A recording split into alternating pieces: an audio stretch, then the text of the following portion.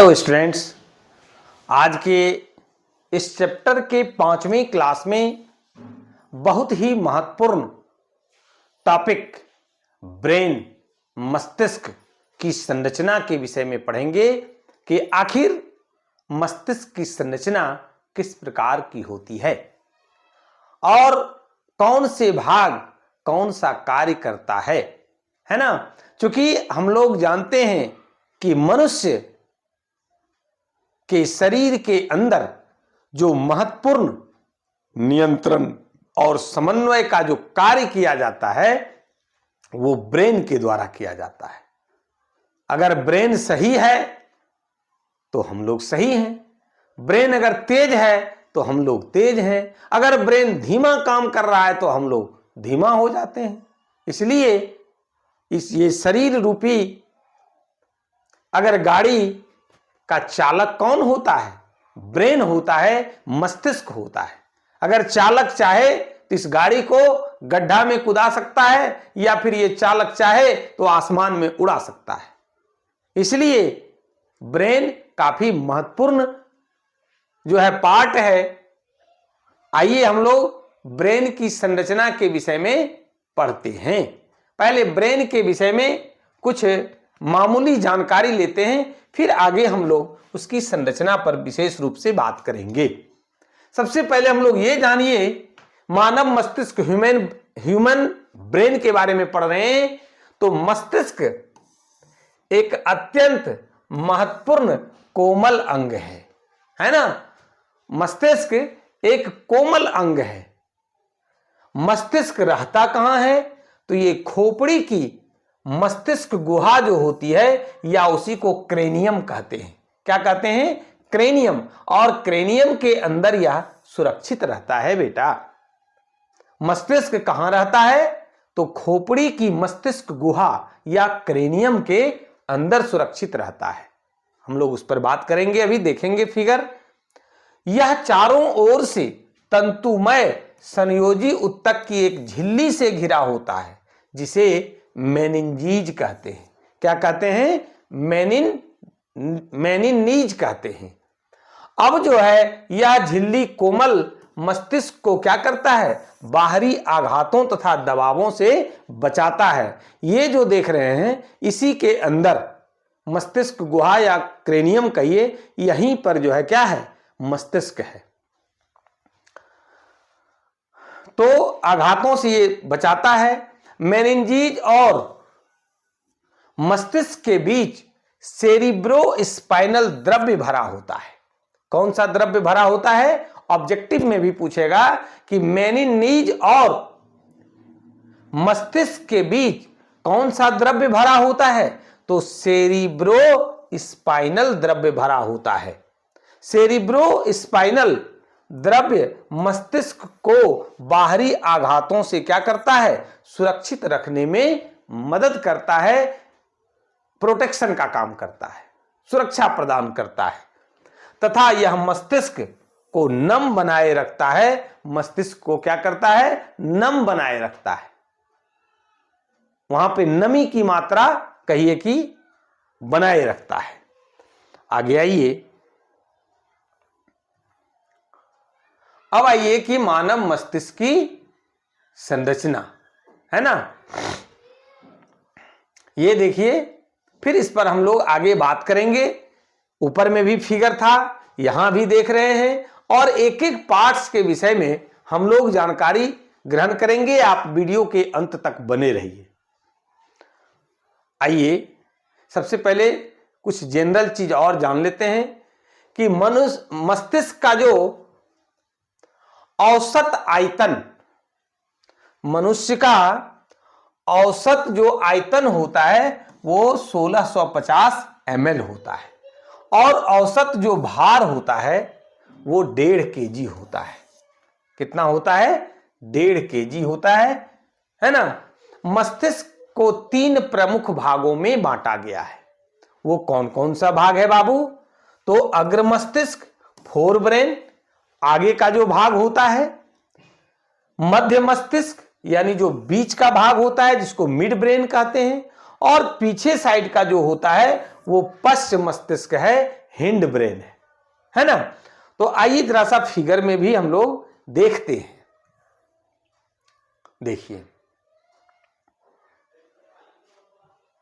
ये जो देख रहे हैं, और जैसे मान लीजिए कि ये पूरा ब्रेन है ना, और इस ब्रेन को 3 भाग में बांट दिया गया है। आगे का जो है ये भाग, फिर मध्य का जो है भाग, और ये पीछे साइड का जो भाग है। हर एक जो भी आपको यहां पर लिखा हुआ है, corpus callosum, cerebrum, gyrus, sulcus, cerebellum, ये हर चीज के बारे में हम लोग सीखते हुए तीनों भागों को देखेंगे, और तीनों भागों के द्वारा ये भी जानकारी ग्रहण करेंगे कि वो किस प्रकार से नियंत्रण और समन्वय, कौन सा कार्य है, कौन सा आवेग है, कौन सी सूचना है और क्या कार्य है, उसको भी जरा सा जानकारी ग्रहण करते हुए आगे बढ़ेंगे, है ना। तो 3 भाग हम लोगों ने देखा, अग्र मस्तिष्क, पश्च मस्तिष्क और मध्य मस्तिष्क, फिर तब पश्च मस्तिष्क। आइए आगे वाला देखते हैं, अग्र मस्तिष्क। फिगर भी देखते चलेंगे और समझते चलेंगे।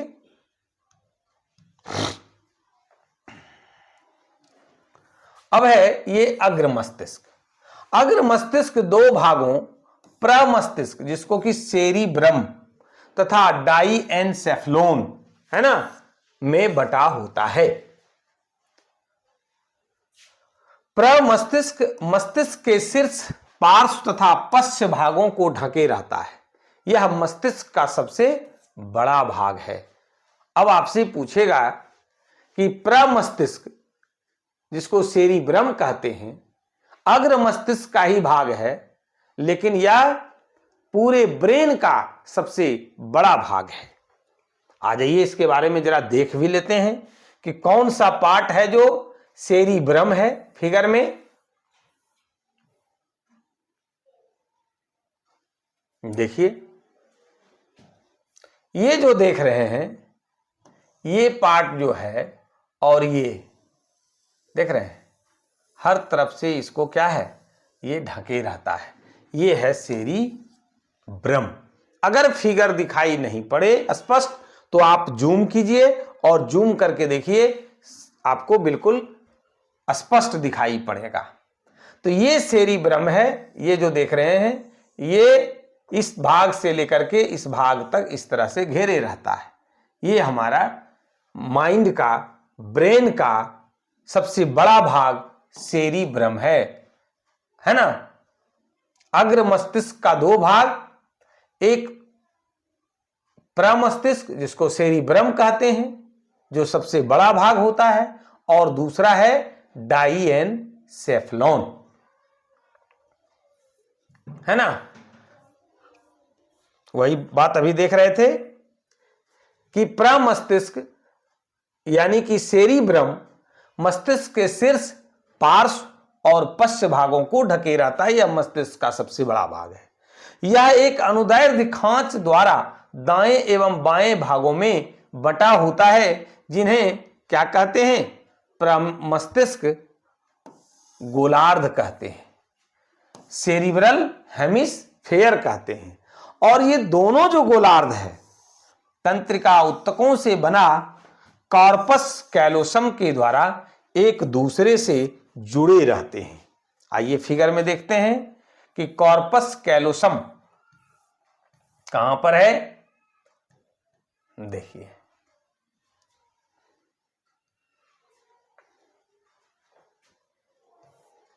ये जो देख रहे हैं, ये क्षेत्र जो है, ये क्या है बाबू, ये है कॉर्पस कैलोसम, जिसके द्वारा ये दोनों भाग को जोड़े रहता है ना। चलिए आगे बढ़ते हैं।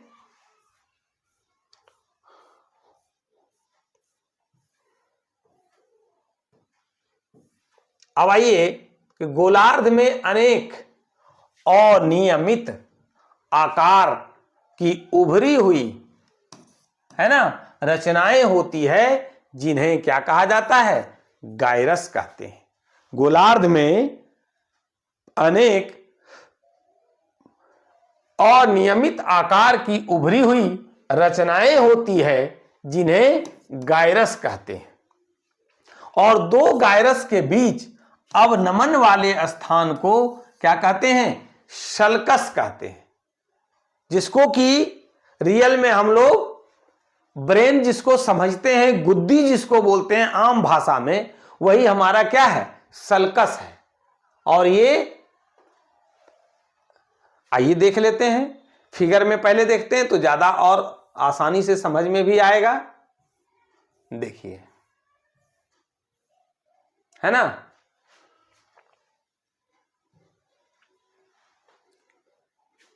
ये देखिए, ये जो देख रहे हैं, ये हमारा क्या है? ब्रेन का गायरस है। और इसी के बीच में ये जो पार्ट देख रहे हैं, ये क्या है? सल्कस है। क्या है? सल्कस है। ये हो गया, ये जो देख रहे हैं सब गायरस है, और इसी में ये जो देख रहे हैं ये सब क्या है? सल्कस है। आगे बढ़ते हैं। वही जो सल्कस, उस सल्कस के बारे में और अभी देखते हैं हम लोग। यह मस्तिष्क का अत्यंत महत्वपूर्ण भाग है। यह मस्तिष्क का अत्यंत ही महत्वपूर्ण भाग है। यह बुद्धि और चतुराई का केंद्र है। वह क्या है? बुद्धि और चतुराई का केंद्र है। बेटा आपसे पूछेगा कि मस्तिष्क का सबसे महत्वपूर्ण भाग जो बुद्धि और चतुराई का केंद्र होता है, उसको क्या कहा जाता है? तो आपको क्या जवाब देना है कि उसको हम लोग शल्कस कहते हैं। क्या कहते हैं? शल्कस कहते हैं, जो बुद्धि और चतुराई का केंद्र होता है। मानव में किसी बात को सोचने समझने की शक्ति, स्मरण शक्ति, है ना, किसी कार्य को करने की प्रेरणा या घृणा, हेट जिसको बोलते हैं, प्रेम, भय, हर्ष, कष्ट के अनुभव जैसी क्रियाओं का नियंत्रण और समन्वय कौन करता है? सेरिब्रम करता है। अग्र मस्तिष्क का ही पार्ट है प्रमस्तिष्क। दूसरा पार्ट फिर डाइएन्सेफेलॉन के बारे में भी हम लोग जानेंगे। तो अग्र मस्तिष्क का जो दो पार्ट है, एक प्रमस्तिष्क जिसको कि सेरिब्रम कहते हैं, और सेरिब्रम के द्वारा क्या किया जाता है? ये बहुत ही इंपॉर्टेंट है टॉपिक, पॉइंट, कि मानव को किसी बात की सोचने समझने की शक्ति, स्मरण शक्ति, किसी कार्य को करने की प्रेरणा, घृणा, प्रेम, भय, हर्ष, कष्ट का अनुभव जैसी क्रियाओं का नियंत्रण और समन्वय, कंट्रोल और कोऑर्डिनेशन किसके द्वारा होता है? सेरिब्रम के द्वारा होता है। आइए एक बार फिर से, जब इतना इतना काम उसके साथ होता है तो फिगर में भी देख लेते हैं। देख लीजिए, सेरिब्रम,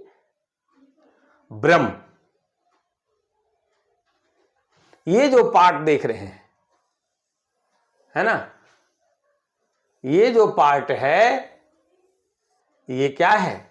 सेरिब्रम है। और इसी के द्वारा हर्ष, भय, प्रेम, किसी कार्य को करने की प्रेरणा, जो याद रखते हैं, सारी बात का नियंत्रण और समन्वय यही सेरिब्रम के द्वारा होता है। इसका एक भाग और है डाइएन्सेफेलॉन। जरा देखिए, यहां पर हमने स्पष्ट लिख दिया कि अग्र मस्तिष्क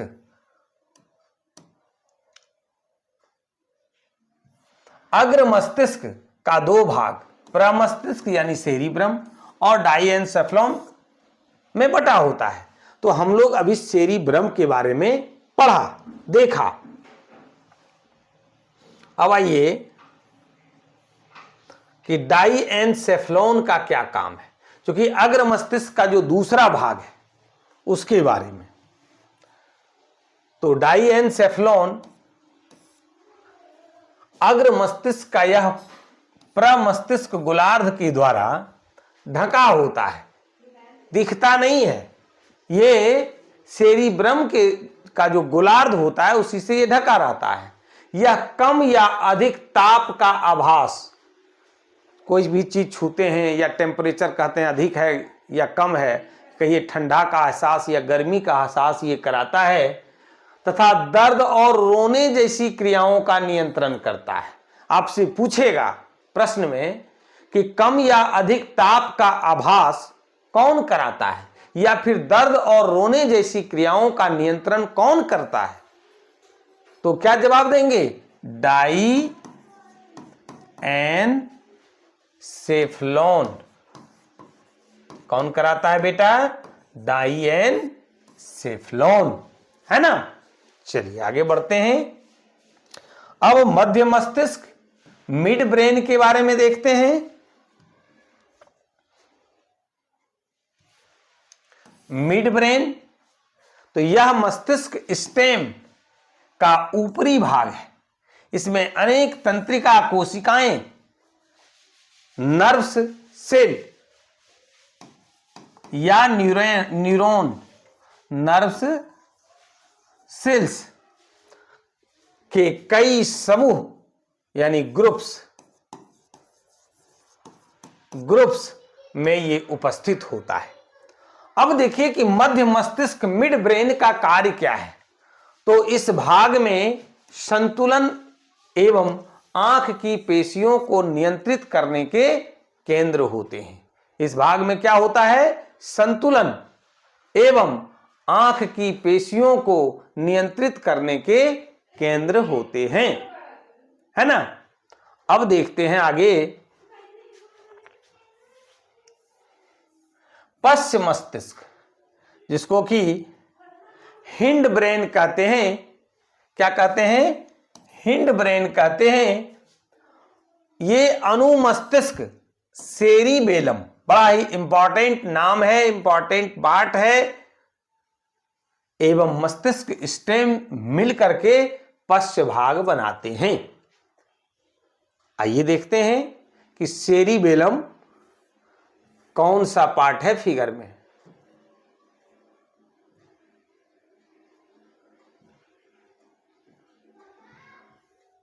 ये देखिए सेरिबेलम, है ना। सेरिबेलम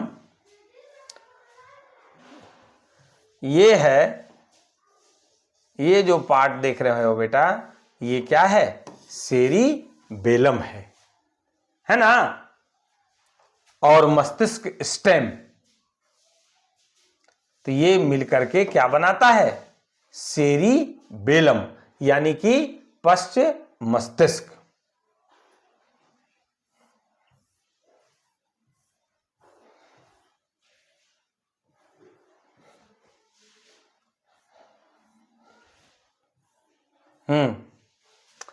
आइए समझते हैं कि पश्च मस्तिष्क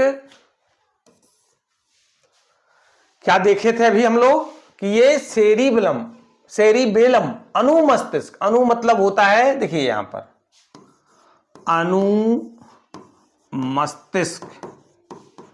है ना। अनु का मतलब होता है पीछे, और मस्तिष्क तो समझ रहे हैं ब्रेन। अभी हम लोग पढ़े थे अग्र मस्तिष्क, इसका क्या मतलब हुआ? अग्र का मतलब होता है आगे, और मस्तिष्क हो गया ब्रेन, यानी ब्रेन का अगला भाग, आगे का जो पार्ट है वो अग्र मस्तिष्क। बीच का जो पार्ट है, मध्य का मतलब क्या होता है? मध्य मस्तिष्क, यानी बीच वाला, है ना। बीच वाला जो भाग है ये ब्रेन हो गया।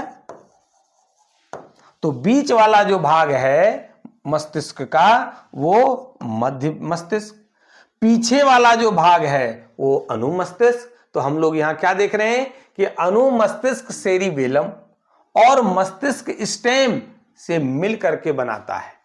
अनुमस्तिष्क सेरिबेलम क्या क्या करता है? मुद्रा, समन्वय, संतुलन और ऐच्छिक पेशियों की गतियों इत्यादि का नियंत्रण करता है। अगर पश्च मस्तिष्क नहीं रहे, सेरिबेलम नहीं काम करे, तो ऐच्छिक पेशी जो देखिए ये हाथ हम ऊपर नीचे कर रहे हैं, ऐच्छिक पेशी है। आंख जो हम बंद कर रहे हैं या खोल रहे हैं, ये ऐच्छिक पेशी है। गर्दन जो मोड़ रहे हैं इधर उधर, ऐच्छिक पेशी है। ऊपर नीचे बाएं दाएं जो हम देख रहे हैं, ये ऐच्छिक पेशी है। पैर से जो हम चलते हैं वो ऐच्छिक पेशी है। हमारी इच्छा होती है तो हम आगे बढ़ाते हैं, अगर हमारी इच्छा नहीं होती है तो हम नहीं बढ़ाते हैं।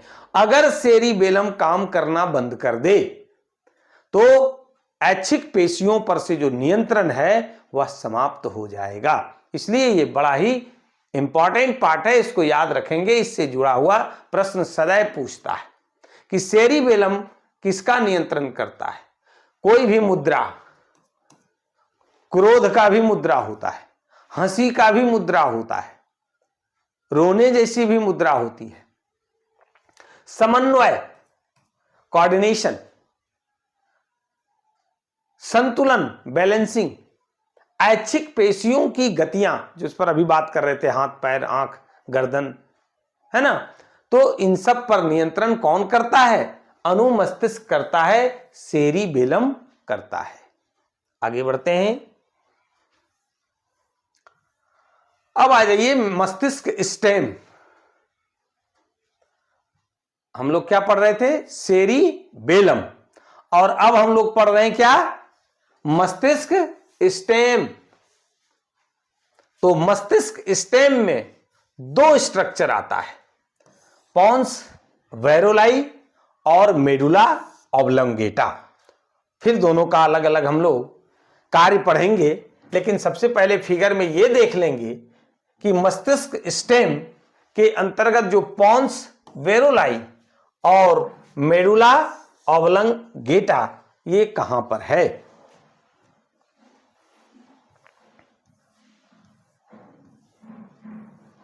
फिगर में देखिए, अभी हम लोग जो पढ़ रहे थे ये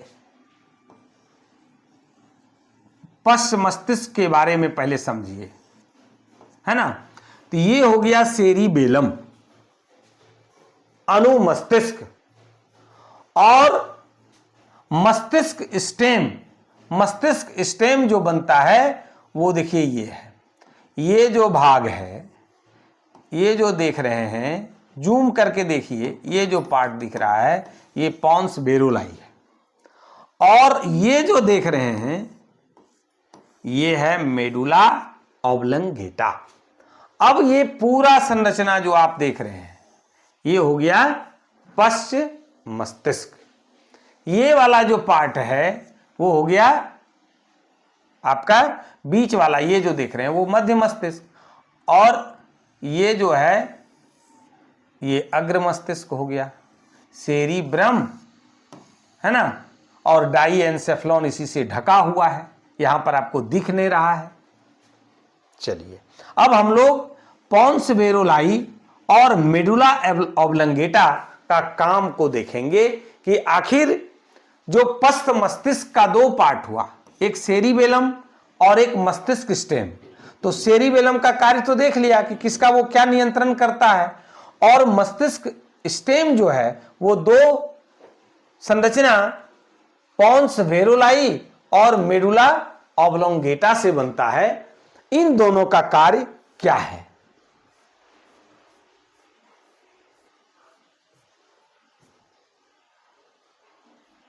देखिए,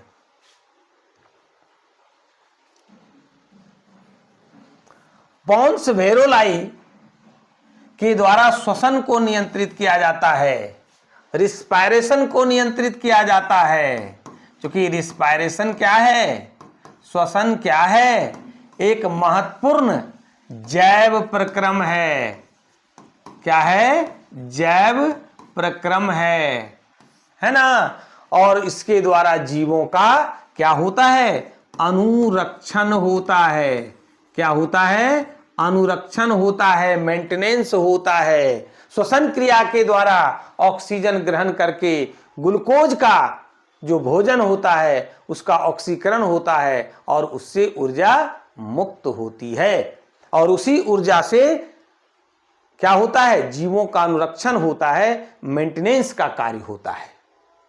अब है कि मेडुला ऑब्लंगेटा में अनैच्छिक क्रियाओं, अनैच्छिक क्रिया क्या हुआ, अनैच्छिक, अनैच्छिक का मतलब क्या होता है पहले इसको जानिए। अनैच्छिक क्रिया यानी अनैच्छिक यानी बिना इच्छा के, बिना इच्छा के क्रिया, जो हम नहीं भी इच्छा है वो क्रिया होता है। तो अनैच्छिक क्रियाओं का नियंत्रण का ये केंद्र इसमें स्थित होता है। कहां, मेडुला ऑब्लंगेटा में।